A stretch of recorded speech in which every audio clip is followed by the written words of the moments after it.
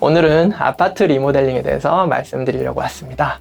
일단 리모델링부터 생각을 해보시죠. 리모델링 하면 집에 어떤 벽지를 교체한다거나 아니면 뭐 바닥 교체를 한다거나 이런 걸 생각하실 텐데요. 뭐 크게 건물 기준으로 봐서 좀 세 가지로 나눌 수 있을 것 같아요. 일단은 방금 말씀드렸던 개인집, 그냥 단순히 내부를 수정하는 그런 정도의 리모델링이 있을 수 있고요.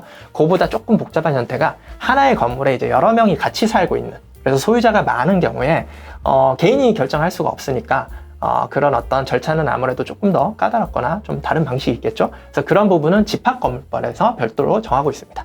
그런 여러 명이 소유하고 있는 하나의 건물을 저희가 이제 집합건물이라고 하거든요. 그래서 집합건물법에서 규율을 하고 있고, 아파트처럼 그런 집합건물이 여러 개 모인 여러 개 동을 구성해서 주택단지를 이루고 있는 이런 아파트 같은 경우는 또 별도로 주택법에서 리모델링을 규율하고 있습니다. 그래서 뭐 일단 그 형태로 봐서도 대충 예상은 하시겠지만 개인의 리모델링은 뭐 집 내부 바꾸고 싱크대 바꾸고 이런 정도 수준이지만 집합건물법 정도만 되더라도 개인의 집 부분이 아니라 공용 부분으로 쓰는 엘리베이터나 아니면 저기 지하 주차장 이런 것들 손을 댈 수가 있죠. 더 나아가서 주택법 같은 경우는 아파트 전체를 리모델링 한다고 생각을 하시면 뭐 단순히 그런 지하 주차장, 엘리베이터 수준이 아니라 별개로 있는 건물, 예를 들어서 관리사무소가 존재하는 공용 부분의 건물 같은 경우를 부시고 새로 짓기도 해요. 리모델링이라고 해서. 그리고 뭐 때로는 새로운 건물을 짓기도 합니다.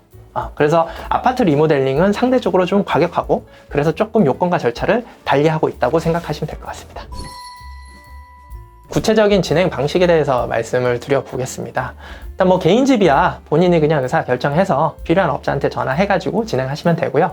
당연히 이제 집합건물 같은 경우는 개인이 결정을 할 수가 없겠죠. 그래서 집합건물법에 구분 소유자의 5분의 4 이상 동의를 통해서 진행을 하라라는 취지로 규정이 되어 있습니다. 물론 이제 세부 내용은 뭐 보면은 조금 그 요건도 다르긴 한데 일단은 대표적인 기준에 대해서 말씀을 드리는 거고요.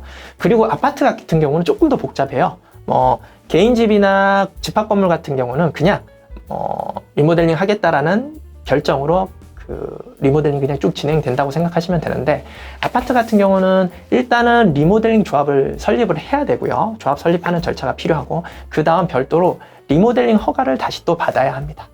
이렇게 구별된 이유는 뭐 개인 집이나 집합건물 같은 경우는 그 리모델링 할 수 있는 그 변동의 폭이 크지가 않아요. 왜냐하면 개인 집은 처음 말씀드린 뭐 벽지나 아니면 화장실 교체 뭐 이런 정도 큰 틀은 유지된 상태에서 내부 구조만 바뀌는 거지만, 그게 집합건물법에서도 크게 벗어나진 않거든요. 집합건물 같은 경우도 일단 그 구조에는 유지를 하되 그 안에서 뭐 한두 층 올릴 수는 있겠죠. 경우에 따라서는. 아무튼 그 틀 자체가 크게 변동되진 않는데, 아파트 같은 경우는 처음 말씀드린 것처럼 관리사무소 있는 건물을 부시고 새로 짓기도 하고 아니면 별동을 신축하는 경우도 있어서 이게 단순히 리모델링 허가 받아가지고 내부 구조만 개선하는 게 아니라 별도의 이제 사업계획, 그러니까 설계계획이 필요한 거죠.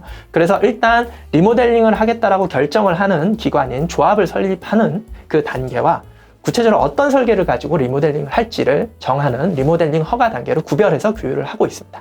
그래서 리모델링 조합을 설립하는 단계에서는 일단은 입주자들의 3분의 2 이상의 동의를 받도록 하고 있고요.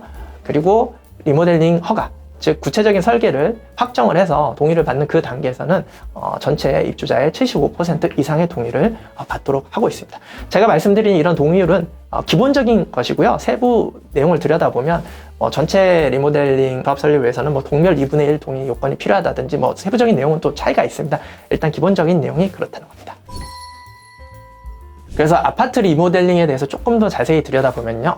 아파트를 리모델링 하는 건 처음 말씀드렸다시피 새로운 건물을 짓기도 하고 아니면은 그 관리사무소 동이 낡았으면 허물고 새로 짓기도 해요. 그리고 대개 이런 방식으로 진행이 돼요. 그러니까 뭐 전체 아파트를 새로 바꾼다고 생각을 하시면 되죠. 그래서 이런 것만 생각하실 수도 있는데, 그런데 이 전체 아파트를 리모델링 하는 경우뿐만 아니라 동별, 그러니까 개개의 건물을 개선하는 것에 관해서도 규정을 두고 있습니다. 이게 앞서 말씀드린 집합건물에 그 리모델링하고 유사한 측면이 있는데요. 일단 아파트 내부이니까 주택법에서 별도로 규정을 두고 있고, 그래서 동별 리모델링이라는 표현을 쓰는데요.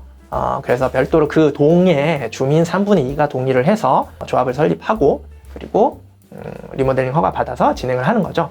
동별 리모델링 진행을 하게 되면 아무래도 가장 큰 차이는 일단 이 동 소유자들만 동의해서 진행하는 리모델링이니까 전체 구분 소유자들의 공용 부분인 뭐 가령 관리사무소나 아니면 전체 지하 주차장 같은 경우는 손을 댈 수는 없고요. 이 동에 대해서만 리모델링을 진행하게 됩니다. 그런데 좀 특이한 게 뭐냐면 주택법에 따른 리모델링은 이런 게 가능합니다. 어떤 거냐면 여러 개 동이 있는데요.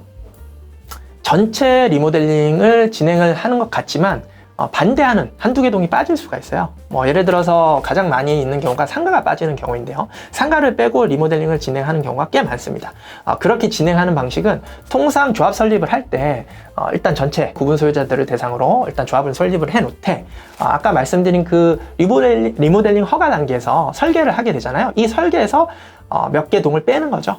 그래서 나는 빠질래 하는 동들을 제외하고 설계를 하게 되면 일단은 공용 부분을 건드림에 있어서 권한은 조합 설립을 통해서 일단 전체 구분 소유자가 여기에 찬성을 했다는 점에서 권한을 확보한 것이고, 다만 이 리모델링 허가 과정에서 설계에서 이 몇 개 동이 빠지는 형태가 되는 거죠. 그러니까 이제 정리를 하면 주택법에 따른 아파트 리모델링은 세 가지 형태를 생각하실 수가 있어요. 우리가 단순하게 생각할 수 있는 전체 아파트를 리모델링해서 말 그대로 뭐 그 공용 부분이라고 하는 지하 주차장이나 아니면 관리사무소 그리고 뭐 별동을 신축한다거나, 그러니까 말 그대로 이제 전체 아파트를 개선을 하는 거죠. 이런 부분을 생각하실 수 있고요. 전체 아파트를 개선하기 위해서 전체 구분 소유자 동의를 받아서 조합은 설립했지만 사실은 한두 개 동이 빠지는 경우를 생각할 수 있습니다. 그리고 마지막으로는 동별로 말 그대로 이 동만 리모델링 하는 경우를 생각하실 수 있습니다. 그래서 이런 세 가지 유형이 있는데 대개는 이제 첫 번째 말씀드린 그 전체 리모델링 방식으로 진행을 하고요. 상가가 빠지는 경우 때문에 두 번째 유형이 종종 있기는 합니다. 그래서 실질적으로 동별 진행하는 경우는 거의 없어요. 제가 뭐 업무를 하면서도 실제로 동별만 진행되는 경우는 거의 없었던 것 같습니다. 네.